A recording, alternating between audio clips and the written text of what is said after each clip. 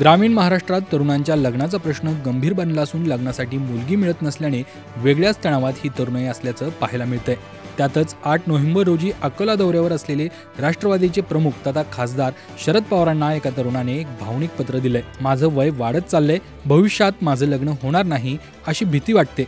मी एकाकीपणामुळे त्रस्त झालोय। मला कोणत्याही समाजातील मुलगी चालेल, तिच्या घरी राहायला तयार आहे, तिथं काम करून संसार नीट चालवीन याची मी हमी देतो। कृपया माझ्या जीवनाचा विचार करून मला पत्नी मिळवून द्यावी। तुम्ही मला जीवनदान द्याल, तुमचे उपकार मी कधीही विसरणार नाही असा आशय या पत्रात होता। राज्य शासनाने 6 ऑक्टोबर 2025 रोजी काढलेल्या प्राध्यापक भरतीच्या शासन निर्णयाला कडाडून विरोध करत तो रद्द करावा अशी मागणी बामुक्तो अर्थात डॉक्टर बाबासाहेब आंबेडकर मराठवाडा विद्यापीठ आणि महाविद्यालयीन प्राध्यापक संघटनेने राज्यपालांसह मुख्यमंत्री देवेंद्र फडणवीस, उच्च आणि तंत्र शिक्षण मंत्री चंद्रकांत पाटील यांच्याकडे केली आहे। हा शासन निर्णय विद्यापीठ अनुदान आयोगाच्या निर्देशाशी विसंगत व बेकायदेशीररित्या निर्गमित केलाय, तो तातडीने रद्द करावा, अन्यथा लोकशाही मार्गाने लढा उभारू असा इशारा देखील देण्यात आलाय। उच्च व तंत्र शिक्षण विभागाने प्राध्यापक भरतीच्या शासन निर्णयामधील काही निकषांमध्ये बदल केलेत। त्यात शैक्षणिक अध्यापक संशोधनासाठी 75 गुण तर मुलाखतीसाठी 25 गुण निश्चित केलेत। या सूत्राला विरोध होतोय। तसेच विद्यापीठ अनुदान आयोग अर्थातच UGCने मान्यता दिलेले 50-50 गुणांचे सूत्र अवलंबावे अशी मागणी होते।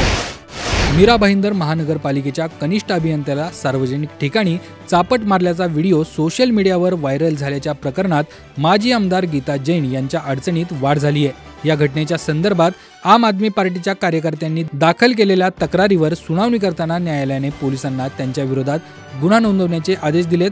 काशीमीरा पोलिसांनी भारतीय दंड संहितेच्या कलम 323, 352, 353, 504 आणि 506 अंतर्गत गुन्हा दाखल करण्याचे निर्देश देण्यात आलेत। न्यायालयाच्या या आदेशामुळे गेल्या वर्षभरापासून चर्चेत असलेले हे प्रकरण पुन्हा एकदा चर्चेत आले। ही संपूर्ण घटना जून 2023 मध्ये मीरा रोड परिसरातील पेनकर येथील कक्कड इमारतीलगतच्या झोपडपट्टी भागात घडली।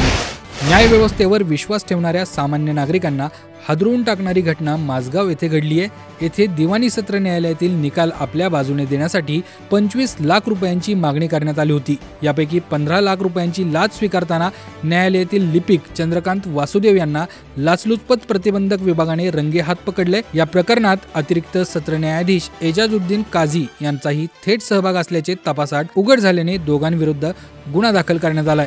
लिपिकाने स्वतःसाठी 10 लाख आणि न्यायाधीशांसाठी 15 लाख रुपये मागितले होते। एवढ्या मोठ्या रकमेमुळे तक्रारदाराला संशय आला आणि त्यांनी लाच देण्याऐवजी थेट लाचलुचपत प्रतिबंधक विभागाच्या कार्यालयात धाव घेतली। तक्रारीची प्राथमिक चौकशी झाल्यानंतर अधिकाऱ्यांनी सापळा रचला आणि रंगेहात पकडलं। लोकसभा आणि विधानसभा निवडणुकीत तुतारी वाजवणारा माणूस या चिन्हाशी साधर्म्य असलेल्या पिपाणी ट्रम्पेट चिन्हामुळे मोठा फटका बसल्याचा दावा करणाऱ्या राष्ट्रवादी काँग्रेस पक्ष शरद पवार गटाला अखेर निवडणूक आयोगाने दिलासा दिलाय। आयोगाने स्थानिक स्वराज्य संस्थांच्या आगामी निवडणुकांसाठी आपल्या मुक्त चिन्हाच्या यादीतून पिपाणी हे चिन्ह वगळले। या निर्णयामुळे राष्ट्रवादी काँग्रेस शरदचंद्र पवार पक्षाच्या वतीने निवडणूक आयोगाचे आभार मानण्यात आलेत। नाम साधर्म्यामुळे पक्षाला मिळणारी मतं अपक्ष उमेदवारांना मिळाली होती। तसेच विधानसभा निवडणुकीत राष्ट्रवादी काँग्रेस शरद पवार पक्षाचे 9 उमेदवार याच चिन्हामुळे पडल्याचा दावा पक्षाने केलेला। दिल्लीतील लाल किल्ला स्फोटाच्या तपासात एक मोठा खुलासा समोर आलाय। पोलीस सूत्रांच्या माहितीनुसार 32 गाड्यांमध्ये बॉम्ब आणि स्फोटके बसवून देशभरात स्फोट घडवून आणण्याचा कट रचण्यात आलेला। 10 नोव्हेंबर रोजी स्फोट झालेली I-20 कार या मालिकेतील बदला घेण्याच्या हल्ल्याची भाग होती। बाबरी मशीद पाडल्याच्या वर्धापन दिनानिमित्त 6 डिसेंबर रोजी दिल्लीसह अनेक ठिकाणी स्फोट घडवण्याची दहशतवाद्यांची योजना होती। तपास यंत्रणांनी आतापर्यंत 4 गाड्या जप्त केल्या आहेत। यामध्ये ब्रेझा, स्विफ्ट डिझायर, इकोस्पोर्ट आणि I-20 सारख्या गाड्यांचा समावेश आहे। दरम्यान 10 नोव्हेंबरला झालेल्या स्फोटात 13 जणांचा मृत्यू झाला असून 20 जखमींपैकी 3 प्रकृती गंभीर आहे। अमेरिकेचे राष्ट्राध्यक्ष डोनाल्ड ट्रम्प यांनी बुधवारी सरकारी निधी विधेयकावर स्वाक्षरी केली आहे, ज्यामुळे 43 दिवसांचा शटडाऊन संपला। हे विधेयक प्रतिनिधी सभागृहाने 222 विरुद्ध 209 मतांनी मंजूर केलं। तथापि आरोग्य सेवा कार्यक्रम ACA सबसिडीसाठी प्रीमियम कर क्रेडिट्स वाढवण्याचे कोणतेही आश्वासन देण्यात आलेले नाहीये, जे 31 डिसेंबर 2025 रोजी संपत आहे। हे विधेयक आधीच सेनेटवरच्या सभागृहामध्ये मंजूर झाले। देश कधीही इतक्या चांगल्या स्थितीत नव्हता। हा एक उत्तम दिवस आहे असे ट्रम्प यांनी विधेयकावर स्वाक्षरी करण्यापूर्वी सांगितलं, जे 31 जानेवारीपर्यंत सरकारला जे 31 जानेवारीपर्यंत सरकारला निधी पुरवेल. हे विधेयक एजन्सींना 31 जानेवारीपर्यंत कर्मचाऱ्यांना कामावरून काढून टाकण्यापासून देखील प्रतिबंधित करतं. आज 13 नोव्हेंबर रोजी सोने आणि चांदीच्या किमतीत लक्षणीय वाढ झाली.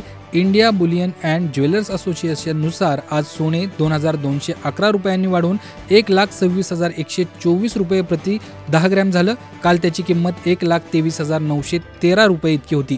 दरम्यान चांदीचा भाव 7,103 रुपयांनी वाढून 1,63,808 रुपये प्रति किलोग्रॅम झालाय. काल तो 1,56,705 रुपये इतका होता. 17 ऑक्टोबर रोजी सोन्याने 1,30,874 रुपयांचा सर्वकालीन उच्चांक गाठलेला आणि 14 ऑक्टोबर रोजी चांदीने 1,78,100 रुपयांचा सर्वकालीन उच्चांक गाठला होता. दरम्यान यावर्षी सोन्यात 49,962 रुपयांनी आणि चांदी 77,791 रुपयांनी महाग झाली. IPL 2026च्या तयारीसाठी कोलकाता नाईट रायडर्स संघानं एक महत्त्वपूर्ण पाऊल उचलले. 3 वेळेच्या विजेता KKRने ऑस्ट्रेलियाचा अनुभवी अष्टपैलू खेळाडू शेन वॉटसनचा आपला नवा सहाय्यक प्रशिक्षक म्हणून नियुक्ती केली आहे. 13 नोव्हेंबर रोजी ही घोषणा करण्यात आली. फ्रँचायझीचे CEO वेंकी मैसूर यांनी सांगितलं की वॉटसनच्या T20 क्रिकेटमधील ज्ञानाचा संघाला मोठा फायदा होईल. वॉटसनने IPLमध्ये राजस्थान रॉयल्स आणि चेन्नई सुपर किंग्जला विजेतेपद मिळवून दिलं आहे. दक्षिणेतील अभिनेत्री रश्मिका मंदाना हिचा द गर्लफ्रेंड हा चित्रपट 7 नोव्हेंबर रोजी थिएटरमध्ये प्रदर्शित झालाय. चित्रपटाला सकारात्मक प्रतिसाद मिळत आहे. अलीकडेच या चित्रपटाची एक यशस्वी पार्टी आयोजित करण्यात आलेली, ज्यामध्ये अनेक सेलिब्रिटी उपस्थित होते. या पार्टीत अभिनेता विजय देवरकोंडा देखील उपस्थित होता. पार्टीतील रश्मिका आणि विजयचा एक व्हिडिओ सध्या सोशल मीडियावर व्हायरल होतोय.